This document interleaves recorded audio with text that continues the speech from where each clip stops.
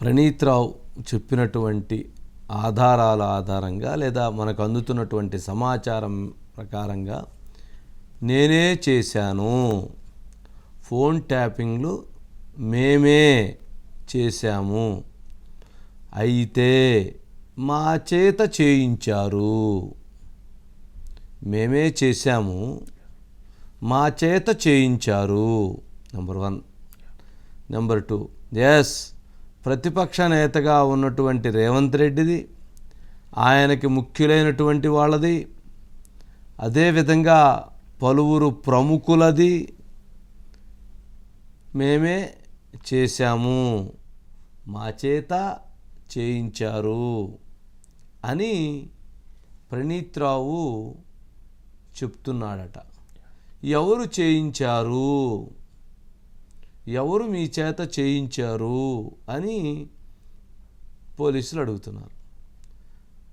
ఆ చేయించినటువంటి వాళ్ళ పేర్లు చెప్పటంలో ప్రణీత్ రావు ఎందుకనో కొంత సహకరించటం లేదు అనేది ఇప్పుడు వారు వెల్లడిస్తున్నటువంటి బయటికి అందుతున్నటువంటి విశ్వసనీయ సమాచారం.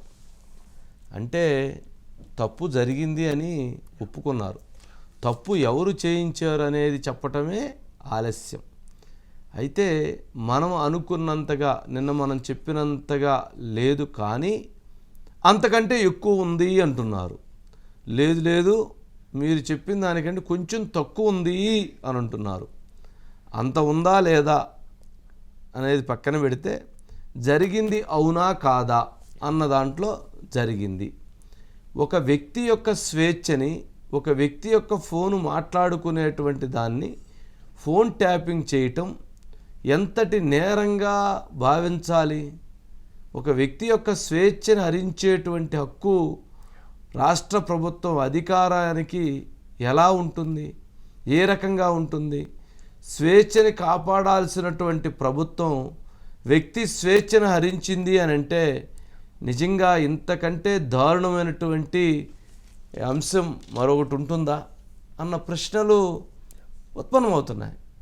మరి ఆ ఫోన్ ట్యాపింగ్లో చాలామంది డేటాని వాళ్ళు రికవరీ చేస్తున్నారట, అవన్నీ డిస్ట్రాయ్ చేసేసారట, పగలగొట్టి వాటన్ని కాల్చి వాటన్నిటిని అసలు ధ్వంసం చేశారట. దాంతో కొంత ఆ డేటా టైం పడుతుందనేటువంటిది మనకు అందుతున్న అంశం. అయితే కోర్టుకి ఈరోజు ప్రణీత్ రావు నన్ను అనవసరంగా ఇచ్చేస్తున్నారు అని కోర్టుకు వెళితే కోర్టు లేదు లేదు బాబు, నువ్వు సమాధానం చెప్పాల్సిందే, వారికి సహకరించండి, ప్రొసీజర్ ప్రకారంగానే మీ అరెస్టు జరిగింది అని చెప్పారట. అయితే వాళ్ళు అడగాల్సింది ఏంటి, మీరు న్యాయమూర్తుల ఫోన్లు కూడా ట్యాపింగ్ చేశారా అని అడగాల్సింది. అది కూడా తేలితే, అది కూడా ఏదన్నా ఉంటే తేలితే ఇంకా లాస్ట్ ఎండ్ బాల్ కూడా అయిపోయినట్టే. అంతే కదా? అంతే కదా. న్యాయమూర్తుల ఫోన్ కూడా ట్యాపింగ్ చేసినట్టుగా గనక ఇప్పుడు ప్రభుత్వం, రేవంత్ రెడ్డి గారి ప్రభుత్వంలో జరుగుతున్న ఇన్వెస్టిగేషన్లో గనక ఆ డేటాను కూడా సంపాదించగలిగితే ఏది ప్రణీత్ రావు దగ్గర నుంచి ఇంక అవుటు. కాకపోతే న్యాయ వ్యవస్థలో జరిగేటువంటి ప్రొసీజర్ చాలా ఆలస్యం కాబట్టి అదేమన్నా ఇబ్బంది అవుతుందేమో తప్ప, బట్ ఇక అది కూడా ఇవన్నీ చేసిన వాళ్ళు అవన్నీ చేసి ఉంటారు అంటారా? వాళ్ళ పార్టీకి వ్యతిరేకంగా ప్రతిపక్ష నేతలు చేశారు, గవర్నర్ది వాళ్ళ గవర్నర్ది నాకు తెలియదు, మరి మీకేం తెలిసో నాకు తెలియదు. వాళ్ళ పార్టీకి వ్యతిరేకంగా ఆవిడ చేయలేదు కాబట్టి ప్రతిపక్ష నేతలు చేశారు, బీఆర్ఎస్ పార్టీ ఉన్న నేతలు చేయించారని, అట్లాగే కొంతమంది మంత్రులు కూడా చేయించారని, కొంతమంది ఆఫీసర్స్ కూడా చేయించారని, నిన్న మధు చెప్పినట్టుగా సినిమా హీరోయిన్లు కూడా చేశారు అనేది చెప్తున్నారు. మరి ఇవన్నీ చేసినటువంటి వాళ్ళు న్యాయమూర్తులు కూడా చేయకుండా ఉంటారా? అది కూడా జరిగి ఉండొచ్చేమోననేటువంటి అనుమానాలు లేకపోలేదు. సరే, ఏదేమైనా కానీ ప్రణీత్ రావు పూర్తిగా అప్రూవర్గా మారలేదు, కానీ బట్ అతను ఇవ్వాల్సినటువంటి సమాచారాన్ని అందజేస్తున్నారని.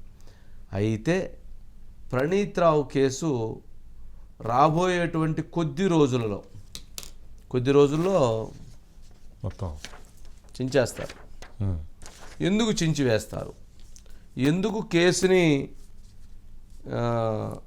క్లోజ్ అంటారా? క్లోజ్ చేసి తాళం వేసి ఇచ్చేస్తారు అని అంటే, మనకి చిన్నప్పుడు పెద్ద ట్రంక్ పెట్లుండేవి. అవును. అప్పట్లో బీరువాలు, లాకర్స్ పెద్ద ట్రంక్ పెట్స్ ఉన్నాయి. వాటిల్లో పెడితే అట్లాగే ట్రంకులో పెట్టిలో పెట్టి తాళాలు వేసేస్తారు. తాళాలు వేసేసి ఆ తాళాలు హుస్సేన్ సాగర్లో పడేస్తారు అనేది నాకు కలుగుతున్న అభిప్రాయం. ఎందుకు అనంటే, ఈ ప్రణీత్ రావు మేమే చేశాము, మా చేత చేయించారు అని చెప్తున్నటువంటి దాంట్లో ప్రణీత్ రావు ఒక 10 మంది ఆఫీసర్ల పేర్లు ఇన్వాల్వ్ చేయాలనేటువంటి ఉద్దేశంతో మాట్లాడుతున్నాడట. ఓకే, అర్థమైంది కదా. మొత్తం తన మీద రాకుండా అంటే వాళ్ళందరిని కనుక లాగితే అయితే ఇప్పుడు వాళ్ళందరూ కలిసి ఇతను సెక్యూరిటీ చేయాలి కదా, ఇతను సెక్యూర్ చేయాలి కదా వాళ్ళందరూ కలిసి. ఇది ఒక రాజకీయమైనటువంటి పోలీస్ గేమ్ ఆడుతున్నాడు అని జరుగుతున్న డిస్కషన్. ఇప్పుడు ఆఫీసర్లందరినీ లింక్ చేయాలనంటే అది ఇబ్బందికరమైనటువంటి పరిస్థితి.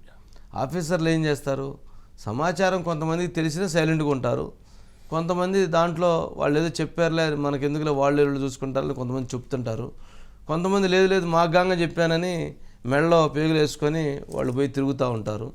ఇలా కొంతమంది ఎవరైతే చేసినటువంటి వాళ్ళలో అతను ఒక 7-8 మంది ఆఫీసర్ల పేర్లు చెప్పడంతో జనరల్గా ఆఫీసర్లు ఏం చేస్తారు, వాళ్ళ వరకు రాకుండా ఉంటే ఏదైనా ఓకే, వాళ్ళ వరకు వస్తే మాత్రం అన్నీ దాన్ని సరిచేసేటువంటి ప్రక్రియని అందరూ కలిసి బాధ్యతగా దాన్ని ముందుకు తీసుకెళ్తారు.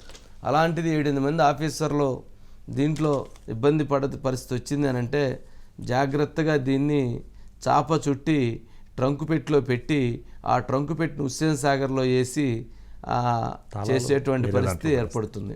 కుదరదు, లేదా బంగాళాఖాతంలో వేసేవాళ్ళు, కానీ కుదరదు కాబట్టి అక్కడ దాకా తీసుకెళ్ళటం ఇక్కడ హుస్సేన్ సాగర్లోనే వేస్తారనేటువంటిది నాకు కలుగుతున్న అభిప్రాయం. లేకపోతే ఈ కేసులో చాలా అంశాలు, చాలా భయంకరమైనటువంటి కోణాలు ఉన్నాయి. అవి బయటికి తీయగలిగితే మాత్రం ముఖ్యమంత్రి రేవంత్ రెడ్డి గారు ఏదైతే అనుకుంటున్నారో, గత ప్రభుత్వం చేసినటువంటి తప్పిదాలు ఏదైతే ఉన్నాయో, లేదా ప్రభుత్వాన్ని అడ్డం పెట్టుకొని కొంతమంది చేసిన తప్పిదాలు ఏవైతే ఉన్నాయో వాటన్నిటినీ బయటికి తీసుకొచ్చేటువంటి పరిస్థితి ఏర్పడుతుంది. మరి న్యాయాన్ని గెలిపిస్తారా, నిజాన్ని వెలికి తీస్తారా, లేక ఆఫీసర్స్ కావచ్చు లేదా కొంతమంది ప్రముఖుల యొక్క ఒత్తిడికి లొంగి ఈ కేసుని ప్రణీత్ రావు వరకు ఉంచి వదిలేస్తారా అనేది రాబోయే రోజుల్లో చూద్దాం. సరే, దీనికి సంబంధించి మధు ఉన్నారండి, సుధాకర్ ఉన్నారు. Yeah Madhu sir, good evening sir. Good evening Madhu, ఏంటి పరిస్థితి? మొత్తానికి నిజానికి భయానికి మధ్యలో ప్రణీత్ రావు ఉన్నారని చెప్పచ్చు సార్. నిజం చెప్పించే పనిలో స్పెషల్ టీం ఉంటే నిజాలు చెబితే ఏమవుతుందో అనే భయంలో ప్రణీత్ రావు ఉన్నారు. ఇది టోటల్గా ఉన్నటువంటి విషయం. ఏదైతే ఫోన్ ట్యాపింగ్కు సంబంధించి ఎవరి ఫోన్లు ట్యాప్ చేశారు అనే కనుక్కునే పనిలో పడ్డారు స్పెషల్ టీం. అయితే ఉన్నటువంటి ప్రణీత్ రావు, అప్పట్లో విధులు నిర్వహించినటువంటి డిఎస్పీ ప్రణీత్ రావు ఎవరైతే ఉన్నారో తన వరకు మాత్రమే సార్. అంటే ఇప్పుడు నేను చెప్తున్న విషయము ప్రణీత్ రావు వరకు చూసుకుంటే ఆల్మోస్ట్ 90% ఇన్వెస్టిగేషన్ కంప్లీట్ అయిపోయింది. ఇంకా ఆయన తరువాత ఉన్నటువంటి దర్యాప్తు ఏదైతే ఉందో అది ఇంకా స్టార్ట్ అవ్వలేదు. జస్ట్ ప్రణీత్ రావు వరకు కూడా ఆయన వరకు దర్యాప్తు చేయాల్సినటువంటి పూర్తి స్థాయి ఏదైతే ఉందో అది 90% కంప్లీట్ అయిపోయింది. ఇంకా 10% అంతా కూడా ఇంకా ప్రాసెస్ అంతా కూడా కొనసాగుతుంది. ప్రణీత్ రావు ఒకటే తన ఇంటరాగేషన్కి సంబంధించి జరుగుతున్నటువంటి అధికారులు ఒక అధికారి అంటే ఏఎస్పీ స్థాయి అధికారి ఎవరైతే ఉన్నారో ఆయనను తప్పించాలని పదే అంటున్నారు. ఎందుకు అంటే ఆల్మోస్ట్ ఆయన అన్ని విషయాలు కూడా చెప్పించారు.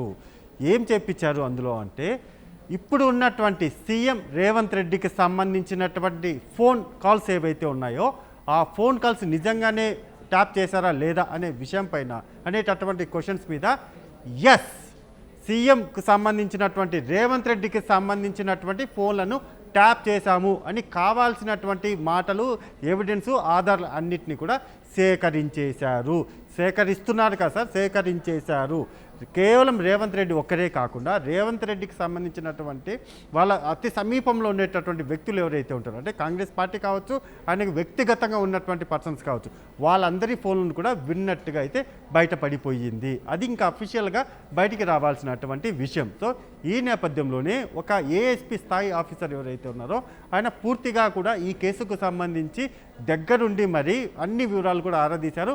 అందులో సీఎంకు సంబంధించినటువంటి డీటెయిల్స్ ఏవైతే ఉన్నాయో అవన్నీ కూడా వచ్చేసాయి. దానితో పాటు ఇంకా సెకండ్ యాంగిల్ చూసుకుంటే ప్రణీత్ ఇంకా నాకు చేతులు ఎత్తేస్తే సరిపోతుంది, ఇంకా తప్పించుకుంటే స్కోప్ అయితే కనిపించడం లేదు, ఇంకా అటు వెళ్ళినా ఇటు వెళ్ళినా ఎటు వెళ్ళినా సరే చుట్టూరా స్పెషల్ టీం ఉంది, రేవంత్ రెడ్డి కావచ్చు గవర్నమెంట్ అంతా కూడా ఉన్నారు కాబట్టి చేసిన తప్పు ఒప్పేసుకుంటే ఒక పని అయిపోతుంది కదా, అంటే ఒక అప్రూవర్గా మారిపోతే ప్రణీత్ రావు @అప్రూవర్ మారిపోతే మాత్రము జరగబోయే పరిణామాలు ఎలా ఉండబోతున్నాయి అనేది చూడాలి. ఇందులో ఫస్ట్ బీఆర్ఎస్ పార్టీకి సంబంధించి కొంతమంది నాయకులు కావచ్చు, లేకపోతే ఐపీఎస్ ఆఫీసర్లు కావచ్చు, కొంతమంది పోలీస్ ఆఫీసర్లు కావచ్చు, సహకరించినా చేయమని చెప్పినా చేసిన వాటిని విన్నా వీళ్ళందరూ కూడా ఇప్పుడు ప్రణీత్ రావు చుట్టూ కూడా ఉండబోతున్నారు.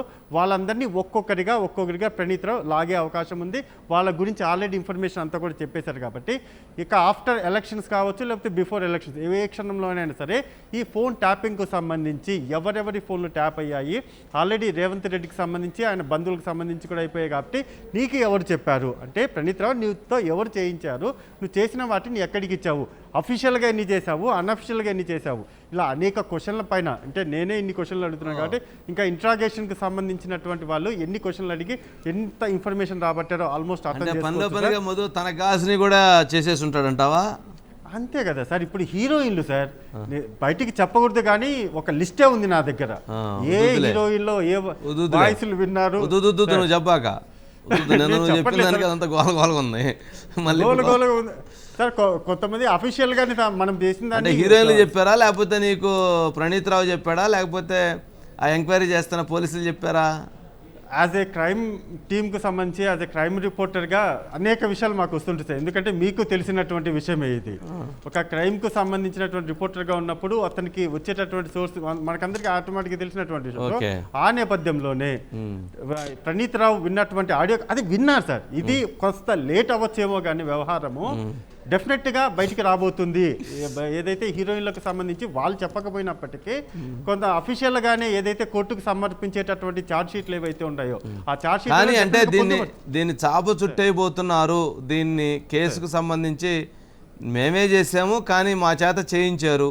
ఆ చేయించినటువంటి వాళ్ళల్లో చాలామంది ప్రముఖ ఆఫీసర్ల పేర్లని తాను చెప్పబోతున్నాడని, మరి ఇప్పుడు వాళ్ళందరి పేర్లు లాగితే అది పెద్ద, ఇప్పుడు ఈ కేసే నిజంగా బుక్ చేస్తే కనుక చాలా పెద్ద తీవ్రమైనటువంటి నేరం అవుతుంది.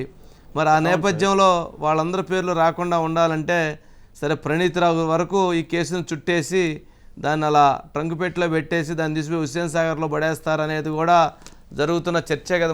దాన్ని మరి ఎట్లా చూడాలి? మీరు చెప్పినట్టుగానే చేసిన, చేయించిన, విన్న ఈ 3 కేటగిరీ అనుకుందాం సార్. అంటే ఫోన్ ట్యాపింగ్ చేసిన వాళ్ళు, చేయమని చెప్పినటువంటి వాళ్ళు, చేసిన వాటిని విన్నటువంటి వాళ్ళు, అంటే ఈ 3 కేటగిరీలు చూసుకుంటే చేయమని చెప్పింది ఎవరికి?